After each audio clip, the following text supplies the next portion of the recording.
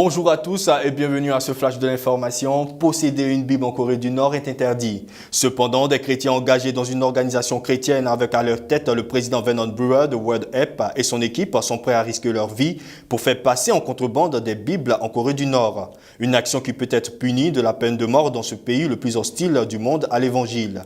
En effet, le simple fait de posséder une Bible pourrait entraîner 15 ans de travaux forcés dans une cellule de prison ou pire, être équivalent à une condamnation à mort.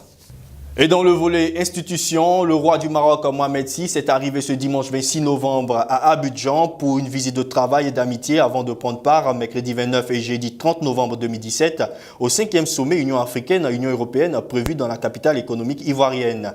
Accueillis par le président ivoirien à l'aéroport international Félix Houphouët-Boigny, les deux chefs d'État auront un entretien lundi 27 novembre au palais présidentiel avant de prendre part aux cérémonies d'inauguration du débarcadère de Locrodjo dans le district d'Abidjan et du centre de formation multisectoriel Mohamed VI de Yopougon. Le président français Emmanuel Macron sera bel et bien présent en Afrique à partir du lundi 27 novembre 2017 pour sa première tournée en Afrique subsaharienne où il sera durant 3 jours au Burkina Faso, en Côte d'Ivoire et au Ghana. Il prononcera mardi 28 novembre 2017 à l'université de Ouagadougou un discours très attendu sur la politique africaine. Outre sa visite au Burkina, mardi, le président français se rendra en Côte d'Ivoire le 29 novembre pour participer au 5e sommet entre l'Union africaine et l'Union européenne où les questions de migration et de sécurité seront abordées. En économie, le Salon international de l'agriculture et des ressources animales SARA 2017, qui s'est tenu sur 2 jours, a refermé ses portes ce dimanche 26 novembre 2017. L'événement a été couronné d'un franc succès selon le vice-président de la République de Côte d'Ivoire, Daniel Kablan-Duncan. Plus de 600 exposants et 300 000 visiteurs ont pris part à la date du 24 novembre à ce salon dont l'Afrique du Sud a été le pays à l'honneur. Daniel Kablan-Duncan a souhaité que cette initiative puisse se poursuivre en 2019.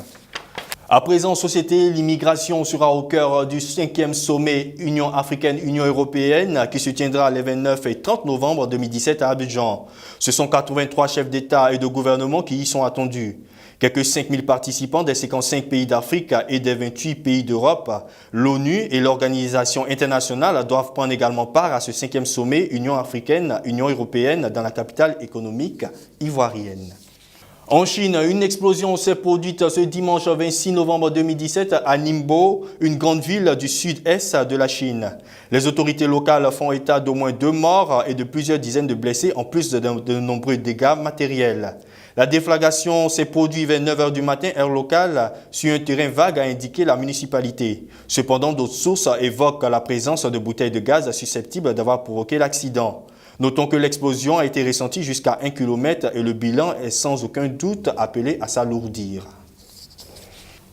Dans le volet sport, le TP Mazembe, grâce à son match nul 0-0, a obtenu face à Super Sport United de Pretoria en finale retour de la Coupe d'Afrique des Confédérations, son billet qui marque son entrée dans l'histoire. Il devient le 2e club le plus titré derrière Ali du Caire qui compte 19 trophées. Ce sac a été possible grâce à sa victoire 2-1 face à ces mêmes Sud-Africains de Super Sport United lors du match aller à Lubumbashi.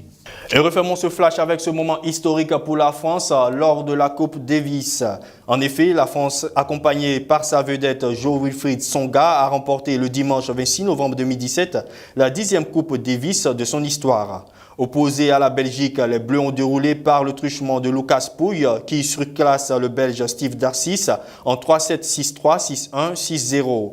En remportant le 5e et le dernier match de la finale disputée au stade Pierre-Mauroy, il permet à la France d'empocher son 10e saladier d'argent.